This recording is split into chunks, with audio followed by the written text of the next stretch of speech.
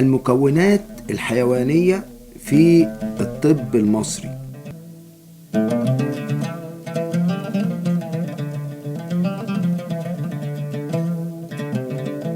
طبعا حضراتكم لا تتخيلوا ان المصري القديم استخدم مجموعة من المكونات الحيوانية، انواع معينة من جسم الحيوان استخدمها في صناعة الأدوية وفي نوع من أنواع المركبات الدوائية. طبعا حضراتكم بتستغربوا العالم كله بيتكلم عن الطب المصري القديم، لكن احنا كتير مننا ما يعرفش ان المصري القديم فعلا كان عنده تجارب رهيبة جدا. لازال العالم إلى الآن يبحث ويبحث في كيف صعد فكر المصري القديم إلى هذه الدرجة من استخدام هذه المكونات الحيوانية في صناعة الدواء. يعني عندنا مثلا كنوع من أنواع علاج تساقط الشعر ونمو الشعر وزيادة إفرازات البصيلة بتاعة الشعر، موجودة في وصفة بردية إبرس رقم 465. بتقول استخدام دهن الأسد أو دهن فرس البحر أو دهن التمساح أو دهن القط أو دهن التعبان أو دهن الوعل ويمزجوا معا. يعني حضرتك في دهن الأسد ودهن فرس البحر ادي 2، ودهن التمساح ادي 3، ودهن القطة دي 4، ودهن الثعبان ادي 5، ودهن الوعل ادي 6 انواع من الدهون، ثم يمزجوا جيدا ثم تدهن به باطن الشعر. هنا يقصد الجزء الجلدي اللي هو اسفل الشعر، اللي هو الارضية بتاعت الجلد بتاع الشعر. طيب المصري القديم استخدم اجزاء معينة من بعض الحيوانات كمركبات دوائية.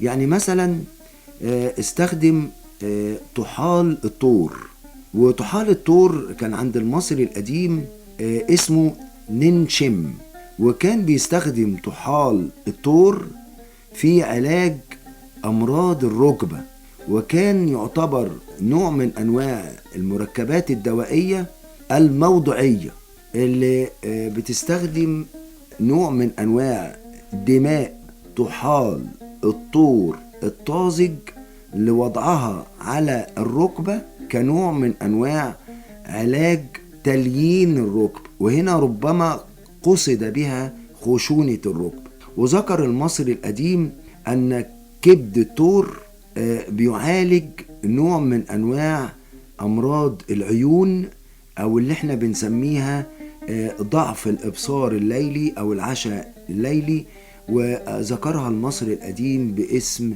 كلمة مسيت. المصري القديم أيضا ذكر إن مرارة الطور اللي هو سماها المصري القديم البنف بتستخدم ضد لدغات التعابين، وبتصنع من مرارة الطور نوع من أنواع المراهم لعلاج احمرار الجلد. وذكر أيضا في بردية إبرس رقم 459 أن مرارة الطور كانت بتستخدم أحيانا في صناعة نوع من أنواع المركبات الدوائية بعد إضافة نوع من أنواع الدهون لعلاج أنواع من الشيب أو بياض الشعر.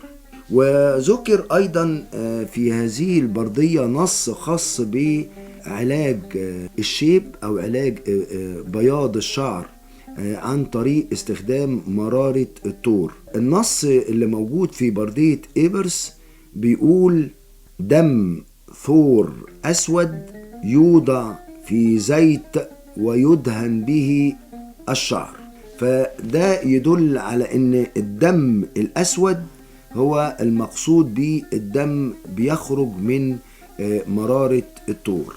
عندنا أيضا جزء مهم جدا لعلاج فكرة تصلب الشرايين. تتخيلوا المصري القديم يوصل لفكرة علاج تصلب الشرايين؟ عندنا في بردية إيبرس رقم 665 علاج لموضوع التصلب الوريدي، نوع من أنواع علاج أي نوع من أنواع تصلب الأوردة أو الشرايين. يستخدم المركب بقى الدوائي. المصري القديم بيقول لنا على المركب الدوائي في بردية إيبرس رقم 665، بيقول يحضر طحال الطور وعصير البلح والسرمت. والسرمت هنا هو نوع من أنواع الأملاح المعدنية، والسيساكا. والسيساكا ده عبارة عن سيقان من بعض النباتات اللي احنا بنسميها الصبارية، قريبة كده من فكرة الصبار السيناوي.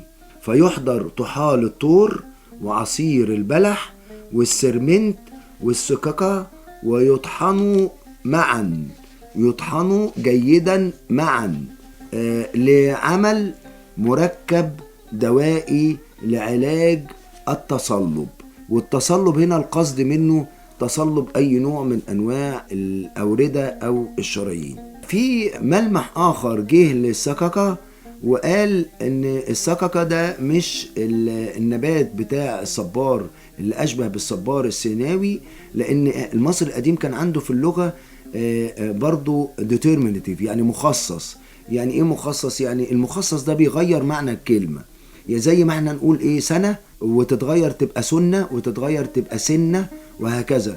فذكرت ان السكاكا ايضا هو عبارة عن شراب البلح المتخمر، واللي كان بيستخدم شراب البلح المتخمر ده في عمل نوع من أنواع المركبات الدوائية لعلاج خشونة الركبة، وهي عن طريق استخدام السكاكا أو شراب البلح المتخمر مع ثمار البسلة مع الملح البحري مع دهن الطور مع نخاع الطور. النخاع هنا القصد بيه المخ، مع جزء من لحم الطور الأحمر مع طحال الطور، ثم حسالة البيرة العذبة يعني خلاصة صناعة الشعير، ثم مزجه بالعسل، ثم نبات العفا، ثم تطبخ أو تطهى أو تغلى.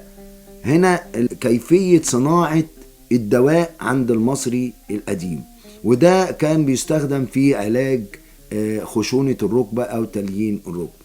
وإلى حلقة قادمة نلقاكم على خير.